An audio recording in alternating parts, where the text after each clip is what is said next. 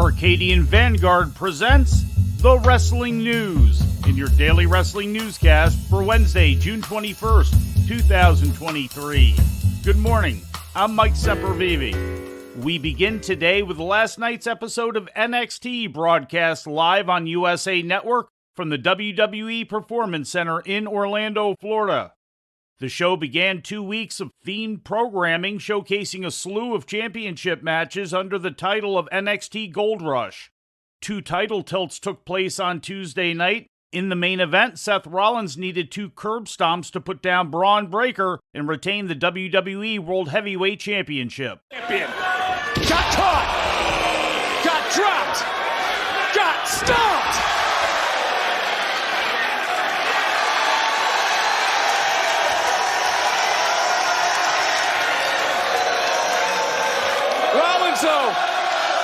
Knowing the situation, needed one more for good measure. Rollins into the cover.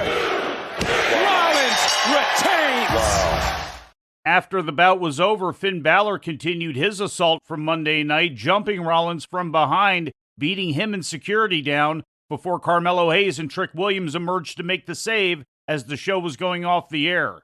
The program opened with Wes Lee pinning Tyler Bate to retain the NXT North American Championship, finishing him with his cardiac kick finisher.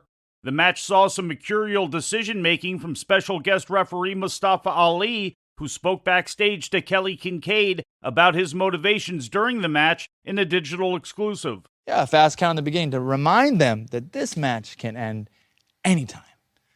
A slow count to remind them that if they don't put all their weight and all their momentum into every move, their opponent can counter. And how did the match end? Wesley on the floor. Tyler Bate out cold in the ring. Do the fans want to see a 10 count? They want to see a no contest for the North American Championship? Are you kidding me? No, I stepped up. I did them a solid. I gave the NXT universe what they wanted to see. A show-stealing performance. And the better man won. So congratulations to Wesley. And congratulations to me for doing a fantastic job. I'd say so, yeah. Edris Enofe and Malik Blade won a 3-way match over the teams of Brooks Jensen and Josh Briggs and Hank Walker and Tank Ledger to become number 1 contenders for the NXT Tag Team titles held by Gallus. The 2 teams will face off for the titles during next week's show. In other results, Cora Jade defeated Dana Brooke due to referee stoppage as Jade had the injured Brooke locked in a single-leg Boston Crab.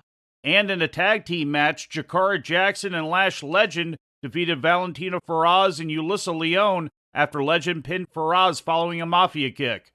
In ratings news, AEW Rampage drew an audience of 423,000 viewers to TNT last Friday night, up nearly 50% from the previous week's audience of 291,000 according to Showbuzz Daily.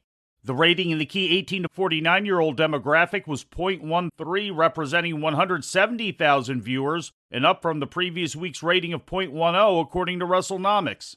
The episode came in 12th place for the evening in the key demo on cable TV, up from the previous week's number 27 position.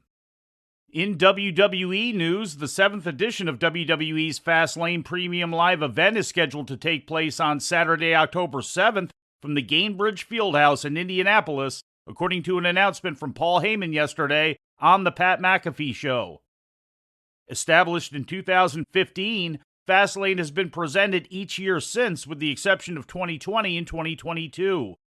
Built in 1999 as a replacement for the Market Square Arena, the Gainbridge Fieldhouse, originally known as Conseco Fieldhouse, has been the site of such previous WWE Premium Live events as Clash of the Champions 2016, SummerSlam 08, and the 2006 Great American Bash.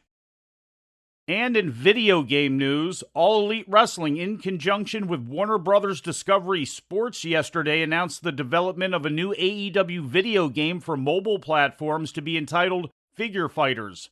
The free game is expected to be officially made available next year. AEW's first console video game, Fight Forever, is slated to be released on June 29th.